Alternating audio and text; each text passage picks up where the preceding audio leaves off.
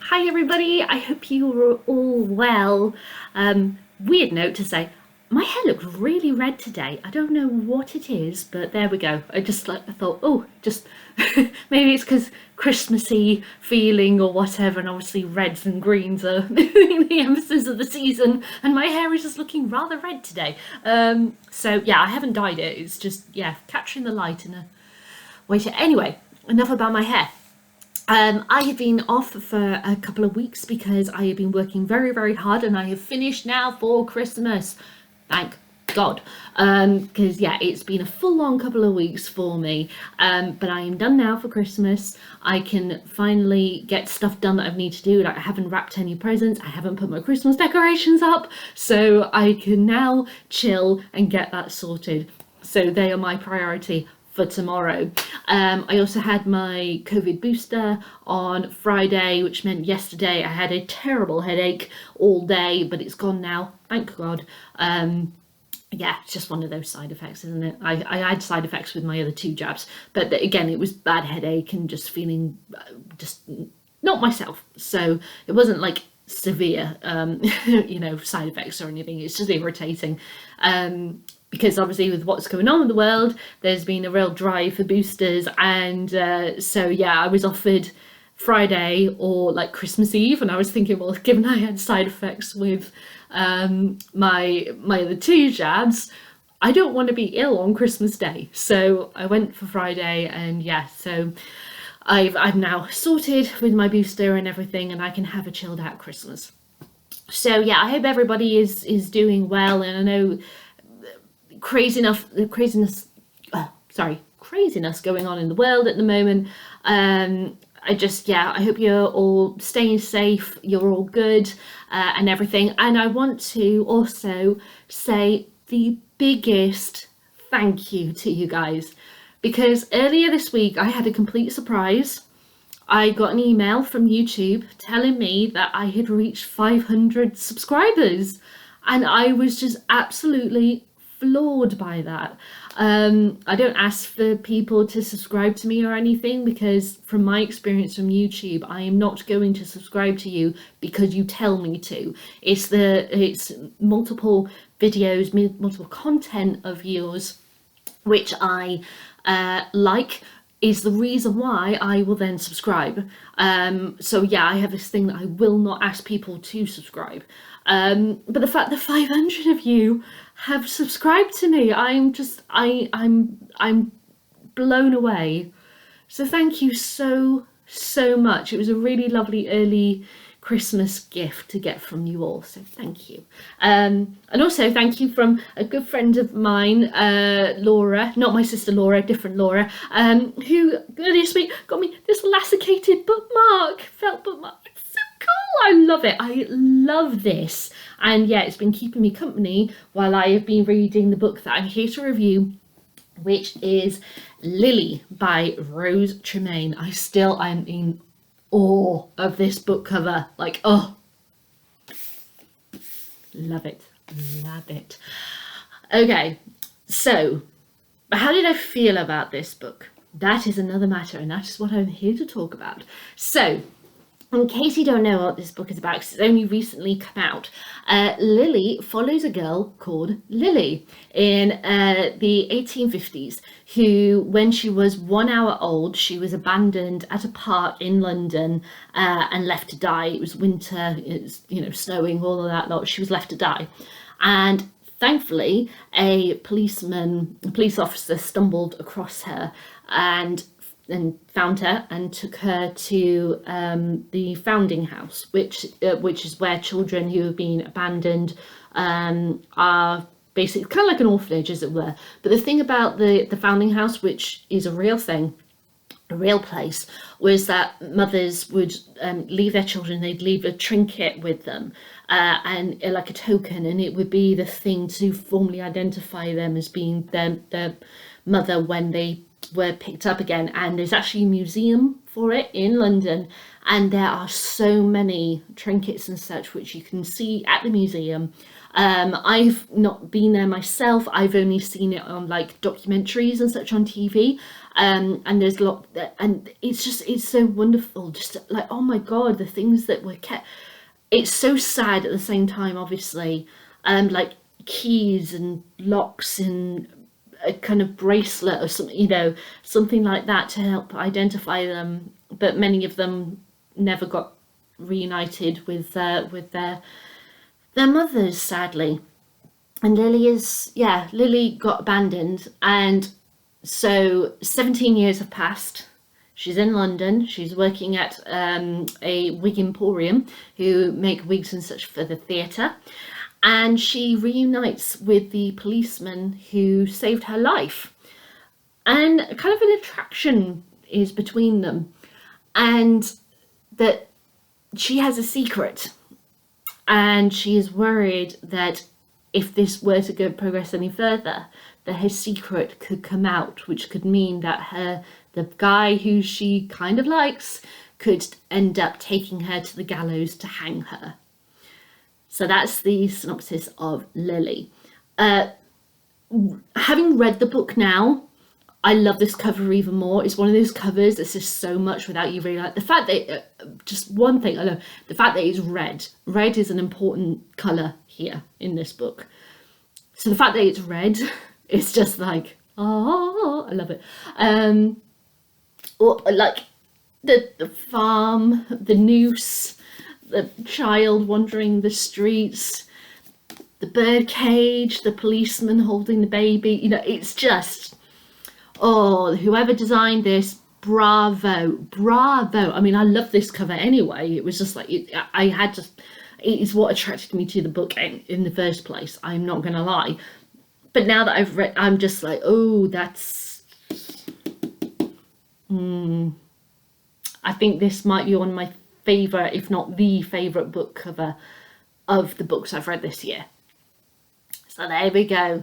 But what about the actual book itself? So this is the first time that I have read any of Rose Tremaine's books. She's published many of them. She's very well known. She got this OBE and CBE, I think. Oh no, she was made CBE in 2007 and a Dame in 2020. That's it. So she's very well established, very well known. But because I hadn't read any of her books, I went in completely blind. I had no idea. And overall, I have to say, I really enjoyed this book. However, it's one of these books where for every positive, I have a negative attached to it. That's not to say that it's bad. It's just when I go through, the various aspects of a book, I either have complete negative, about a book, or dominant is negative. Not this 50-50 good bad for every point. So for example, the attraction thing between the police officer who found Lily and Lily when she's 17, so he's in his 40s by then. Obviously, attractions happen, and I totally get why she's attracted to him, because I think it's not just because he's a good man, he's a good heart, all that lot, but I think it's that thing that, given the way that her life went, that he has been to her, and still is to her, the one person who saved her, and she doesn't have a negative aspect related to them.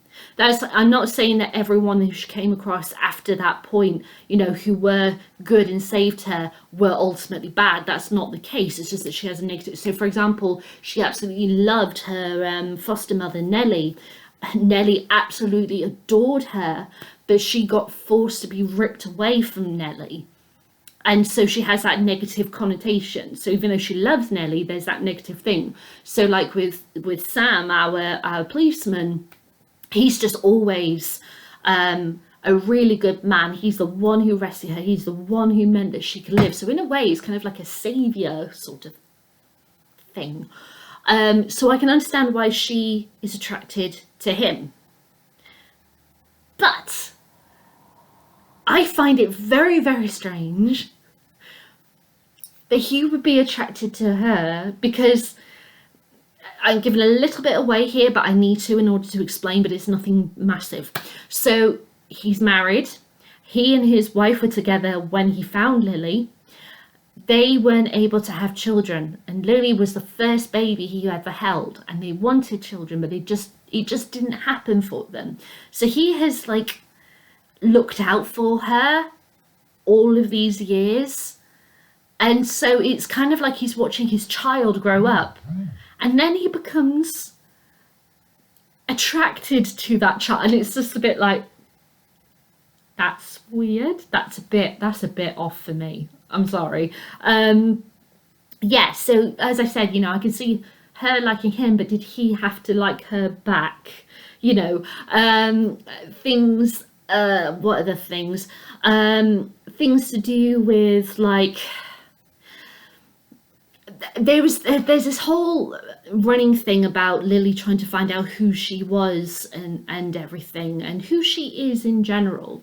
And of course she has this secret. Now the description tells you that the secret is murderous. So murder is the key element of her secret. Why did she have to say murderous secret? Why not keep the secret as just in the description as a secret and then pull the rug out? Because to be honest, when you find out what it is, I was actually surprised. I was like, oh, flipping heck, I didn't, you know, whoa, that it's really full on what her secret is. And I think it would have been stronger if I didn't know already from just reading the description that he had to do with murder, you know. She also does other things where, like, the structure, I was a bit funny about the structure, because at the beginning we start with Lily when she is a child, obviously when she's newborn, she's found, and then we follow her for quite a while in her early years, and it goes very fast paced, very like dun dun dun dun dun, halt. Then suddenly we're propelled to 17-year-old Lily, and we're learning about her life in London and where she works and all that stuff. But I think it would have been better, because of what her story is, and I don't want to say too much because I don't want to give, you know, major spoilers away or anything. I think it would have been better if she kept the opening as she has now, where Lily is found as a 1-hour-old baby, because it's a very strong opening, very strong. And then literally when he has to hand over the baby to the founding hospital and so let her go, that's when we cut to 17-year-old Lily. And then we learn about her earlier years as her story goes along, because as I said, you know, the early years, it's very fast paced, it's very da da da da da, and then in her later years it kind of, not that I'm saying it's really sluggish or anything, but it's just they're at different paces. So to go from quick slow, quick slow, quick slow, it's very weird, feels funny. Also, one other thing, she doesn't indicate in like the title, the chapter titles or anything, if we're with early Lily or later Lily. So sometimes I did, as I said, you know, with this really crazy busy time with work and, you know, trying to, because it's taking me, you know, a couple of weeks to get through this book, when I'm really tired and everything, just picking up this book and I'm going, right, which Lily are we talking about? Is it you know, 7-year-old Lily? Are we at 17-year-old Lily? I don't know. And it's so that I found that a bit of a struggle. But then maybe in my tired state, I wasn't able to figure it out, you know. So that could have been the case. It's just, yeah, I just found it a bit jarring in that sense. And there are some things where it just kind of felt like I loved like descriptions of, you know, the various things that she's working on at the Wig Emporium, and like going to the theatre and meeting people who she, you know, la da da da. But at the same time, I'm like, why have we needed to do that when it's, in a way, it does relate to Lily because of her work, but it doesn't directly relate to her and what she's going through. I feel like it would have been better if this was structured as like a slow burner, as I said, so we get, you know, the initial scene of Lily as an hour-old baby being handed over to this institution who's going to help her, and then cut to her 17-year-old and flip back and forth and have this really, as the tension rises of her in her 17-year-old, you know, finding things out about her past, you know, going over her feelings for this man who she can't have and such, build up at the same time the tension of the build up to what happened to her, and then let it fall into place. And the way in which the secret was revealed, it was very odd to me that we learnt the secret, okay, it was around half to 3/4 of the way through we learnt the secret, and then this thing a little bit further down the line where she's very much, she needs to keep it secret, she can't tell anyone, da da da da da, she just blurts it out, and it's like, without any kind of prompting, she just kind of like, it's like she explodes. It was just like, okay, right. So I think overall it's the structure that jarred me. As I said, because I was reading it when I was very busy with work and feeling tired after work and everything, maybe I was just reading it wrong, I don't know. But I think this could have been structured slightly differently. I still overall really like the story. I thought, you know, the vivid things like the color red and the fabrics and the wigs and stuff, and why she does what she does, because relating to her past and everything, it totally makes sense. I think it was just the way in which things were revealed through the structuring didn't quite work for me. I still would definitely recommend it. I just don't know.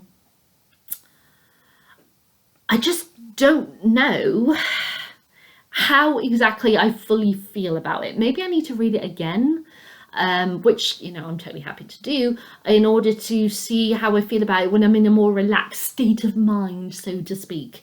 But it's very atmospheric. It so feels very, very influenced by the likes of Thomas Hardy and Charles Dickens. There is no doubt about that whatsoever. It's described as a dark gothic novel, but I'm sorry, Laura Purcell completely blows this out of the water when it comes to gothic, like proper gothic writing from a modern writer in a historical setting. So as I say, it's good, but it also has its bad points for me. It's not amazing, but it's still a strong contender amongst all the other books that are out at the moment in historical fiction. So I want to read some to you. So this is Lily has reunited with Sam Trench, who is the police officer who found her, and she has been invited to go to his house to have dinner with him and his wife. So here we go.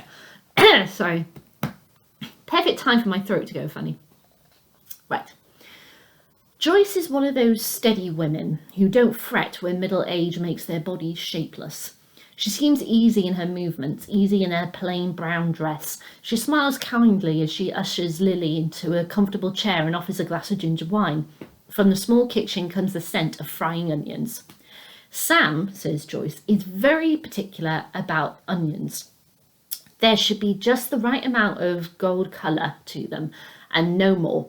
So I let him cook them once the tripe is browned in the oven. I asked myself how many other police superintendents in London agree to help cook the Sunday dinner. Ah, yes, said Lily. He's a superintendent now. He's given his life to protecting London from its own violence. He has, and you know the reason he has to rise up the ranks? My Sam has strange talent for it.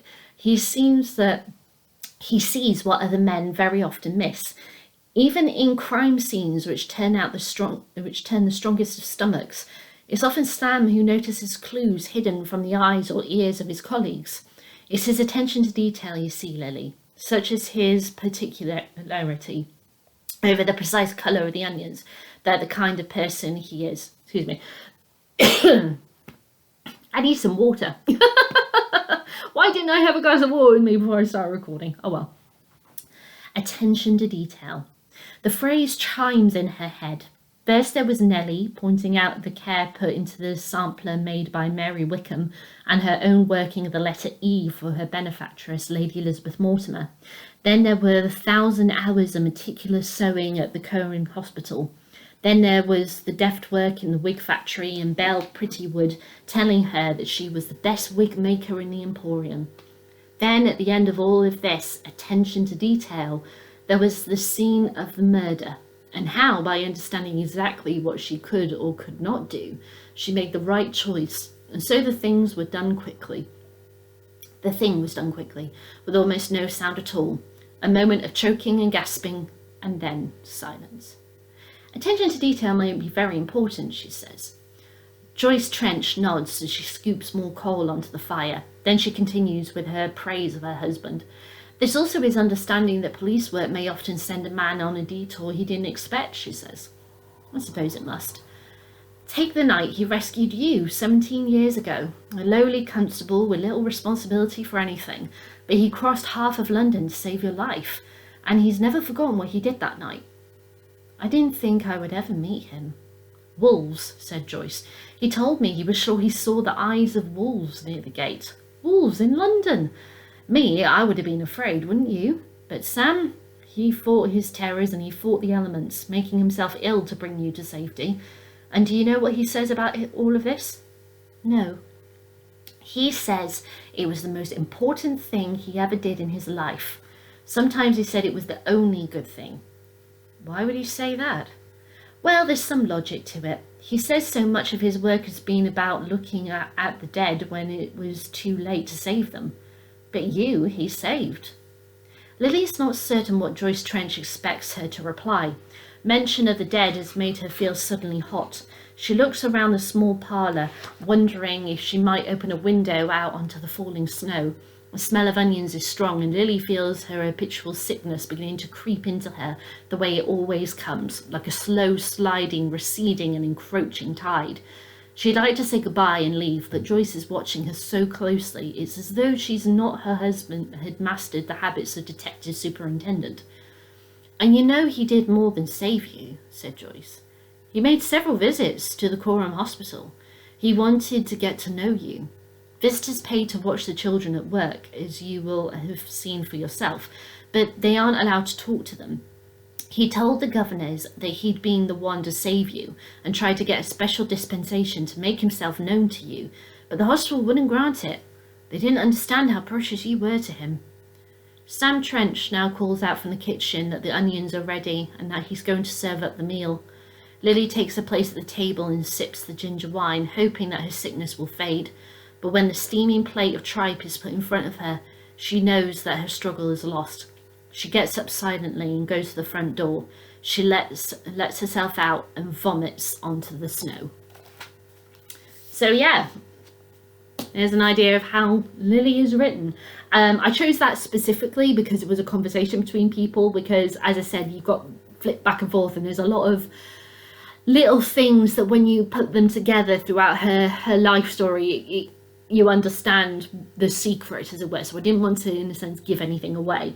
But Rose, she does write very succinctly. I liked, her choice of wording and everything. It's just, I think the structuring for this story, it's a bit off. As I said, for each positive, I had a negative reflecting that. But overall, a good story, well written, with a few issues. I love the cover. I know she has nothing to do with the cover, but I love the cover. And yeah, I think it's a strong piece. It's not the strongest book that I've read this year, but out of my good lot that I've read, this is quite high on that range. So it's good, but it's not great. And I think with some ironing out of things, it could really be a great book. But that's just how I feel. So yes, those are my thoughts on Lily by Rose Tremaine. So let's ask my usual questions. Would I read this again? Yes, I would. I think I'd definitely do it when I have a clearer head and I'm not tired from work and all that lot. And now that I've read it, I think because I know the pace now of it, I'll feel more comfortable reading it and such. Would I recommend this to anyone? Yes, I would, but I would say about it has a bit of a weird structuring, that I definitely still recommend it. Would I read any more of Rose's works? Given how well established she is in the writing world and everything, and I didn't hate Lily, I definitely give Rose's other works a go. So there we go. So those are my thoughts on Lily by Rose Tremaine. Have you read this book? I'd love to know what you think. Leave me a comment in the comments below. Leave me a thumbs up, thumbs down. Time to later decide.